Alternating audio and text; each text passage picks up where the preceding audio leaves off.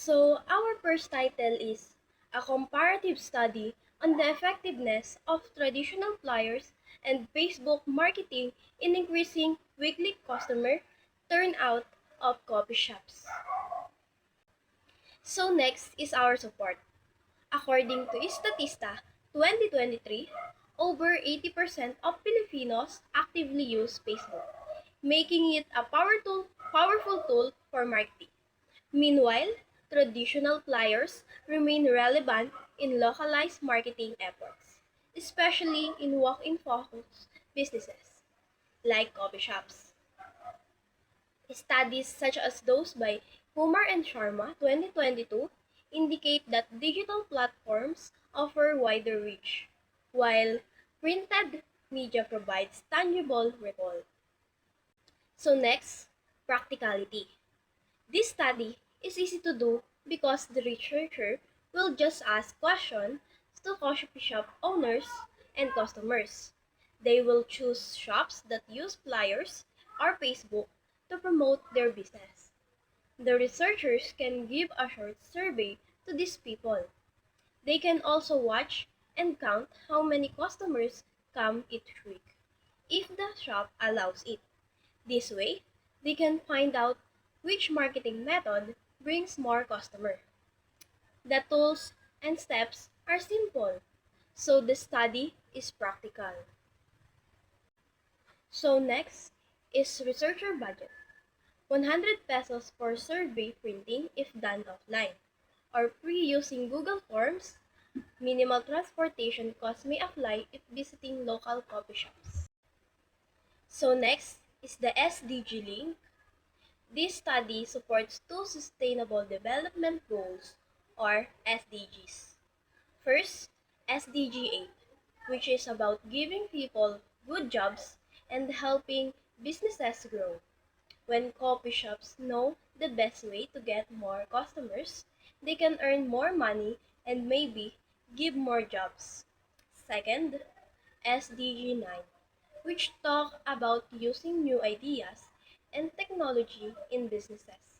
By studying Facebook marketing, this research helps small shops use modern tools to improve their business. So the next is research design. This study uses a causal comparative quantitative research design. This means the researchers will compare two groups, like coffee shops that use flyers and those that use Facebook for marketing. They want to see which group has more weekly customers. These researchers do not change anything. They only observe and compare the results to find out if the type of marketing affects customer turnout. So last in our first title, the data gathering method. Structured survey questionnaires distributed to coffee shop owners and customers, plus weekly customer count data before and after marketing campaigns, gathered from shop records or observation. So next is our title 2. What is the significant relationship between the financial literacy scores of grade 12 TVL students and their monthly saving habits? So next, support. Studies consistently show that financial literacy is a key predictor of positive saving behaviors among youth. According to OECD 2020, students with higher levels of financial knowledge are more likely to engage in regular saving and demonstrate better money management. Moreover, in a Philippine-based study by Morales and Davila 2021, it was found that senior high school students also reported more frequent and consistent saving habits. Practicality. This study is practical because it can be done inside the school. The researchers will give a short quiz about financial knowledge and a survey about saving habits to grade 12 TBL students. It doesn't cost much money and is easy to give to students. The topic is also important because it helps students prepare for real life and future jobs by learning how to manage money better. So the researcher's budget is 50 pesos or less for printed quizzes and surveys. Free if conducted online using Google Forms or during classroom sessions. Next, SDG. This study supports two Sustainable Development Goals or SDGs. SDG 4 is about giving students quality education. This research helps students learn about money, saving, and making smart financial decisions. Second, the SDG 8 is about decent work and economic growth. If students know how to manage their money, they will be more ready for work and real-life situations in the future. And second to the last, research design. This study uses a quantitative correlational research design. This means the researchers will collect numbers or scores from two things: the financial literacy quiz and the saving habits survey. Then, they will check if there is a connection between them.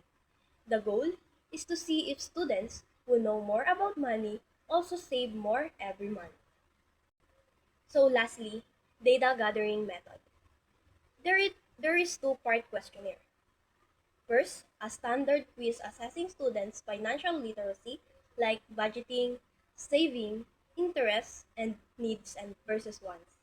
Second, a survey using a Likert scale to measure monthly saving habits like frequency, amount, purpose, and consistency. Our third title is What Sourcing Method is More Cost-Effective, Sourced from the Online Locality or from Online Platform? Next is Support. In a study by Lacuna Richmond 2016 on Philippine small businesses, it was found that while online sourcing offers convenience and sometimes cheaper pricing, many small enterprises still prefer local sourcing due to trust, immediate availability, and lower logistic risk. Next is practicality. The study is easy to carry out. It involves surveying small businesses owners who often buy their supplies whether from physical stores or through apps like Shopee, Lazada, or Facebook and Marketplace. We'll gather information about how much they spend, how long delivery takes, and how satisfied they are. This data will help us understand which method is more effective and convenient. Budget 50 pesos for printed surveys, but it's optional, or free via Google Form. Next is SDG link. SDG 8 decent work and economic growth, while the SDG 12 responsible consumption and production. SDG H, which promotes fair job opportunities and sustainable business growth, while the SDG 12, which encourages smart use of resources and responsible buying and selling to reduce waste. Our research design is casual comparative quantitative research design. This approach helps us find out the possible cause and effect relationship between groups by comparing them without changing anything ourselves. In our case, we're comparing small business owners and who buy materials locally and those who buy online. Lastly, data gathering method, structured surveys, questionnaires, small business owners or procurement officers comparing average monthly sourcing expenses and satisfaction with local versus online sources. Title 4: A Comparison on Customer Satisfaction Between Trained and Untrained Small Business Owners. Support. Customer satisfaction is a crucial factor for the success of small businesses, and it is significantly influenced by the business owner's knowledge, training, and service delivery. According to the Asian Development Bank, ADB 2020, micro and small enterprises that underwent entrepreneurial or customer service training showed improvements in customer retention, satisfaction, and operational efficiency. Trained owners tend to apply customer-centric strategies more effectively, improving service quality and communication with clients. Practicality. The study can be conducted by surveying customers of small businesses whose owners have undergone formal business training from DTI and TESDA, and those who have not business, owners can also be interviewed for background information. The study is easy to conduct by surveying customers of both trained and untrained business owners. Owner interviews can give additional background information. Budget: 50 for printed surveys, optional, or free using Google Forms, minor transportation costs if surveys are done in person. Sustainable Development Goals or SDG link. Decent work and economic growth. The study supports SDG 8 by showing how business training can improve service quality and customer satisfaction, helping small business grow and provide better jobs. Research design. Casual comparative quantitative research design. This is a casual comparative quantitative study because it compares customer satisfaction between two groups, trained and untrained owners, to see if training causes difference. Last, data gathering method. Structured customer satisfaction surveys distributed to patrons of selected business alongside interviews or records has undergone formal things. Last, data gathering method.